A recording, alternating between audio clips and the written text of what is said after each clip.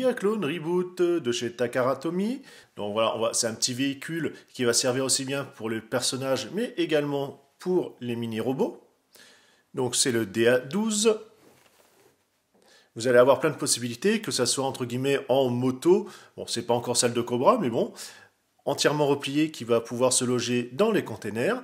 Et on va avoir plein de petites attaches pour justement pouvoir placer des éléments, que ça soit sur le robot, la moto, ou encore laisser parler votre créativité. Toujours le container, l'attache derrière, un nouveau personnage, toujours magnétique en dessous. Pour les mouvements, je vous laisse voir les précédentes vidéos.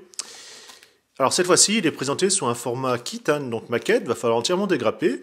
Donc ça, c'est toutes les petites attaches, je vous dis, qui vont servir aussi bien sur la moto, mais pour mettre également les éléments, les mixer avec les autres véhicules ou personnages que vous avez.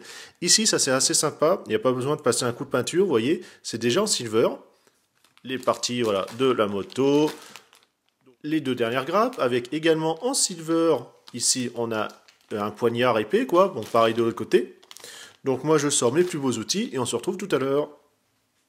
Alors une fois monté, avec quelques rajouts de peinture, vous voyez un petit effet brossé sur, on va dire, vieux acier, un petit peu partout. Quelques petites touches ci et là. Je rappelle que ça, par contre, effectivement, c'était déjà d'origine. C'est aussi un gimmick totalement indispensable. Ça tourne. Voilà, c'est pas grand-chose, mais il faut. Au niveau des articulations, vous avez... Alors, toujours faire attention, parce que c'est quand même monté assez serré. Ici, vous avez là, cette partie-là, avec en dessous, on peut voir une espèce de petit radar. Vous avez le pied également, comme cela. Les guetlines devant. Vous avez ici, voilà. J'ai également placé directement le lance-roquette directement en dessous.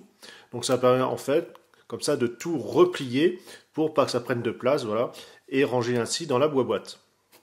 Vous pouvez également, alors je vous montre pas tout parce que c'est totalement, quasiment infaisable tellement il y en a.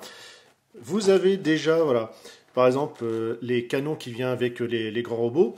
Vous pouvez comme ça les placer puisque vous avez, ces pièces-là qui sont à dégrapper pour pouvoir les fixer. Vous avez également, ici je ne l'ai pas enlevé, c'est les lance-roquettes, en fait, vous pouvez les déclipser pour comme ça, via une attache, les mettre au fond du caisson. On le voit ici, mieux replié. Ici, donc sur la figurine, façon modèle volant. Alors bien sûr, on a également, quelque part, là vous avez une des épées, enfin des poignards avec son support. Le voici installé avec son pilote. Ça reste une gamme qui a pas mal de petites attentions ci et là. Bon, c'est le truc qui est un petit peu tout bête, un petit véhicule lambda, mais toujours avec beaucoup de possibilités.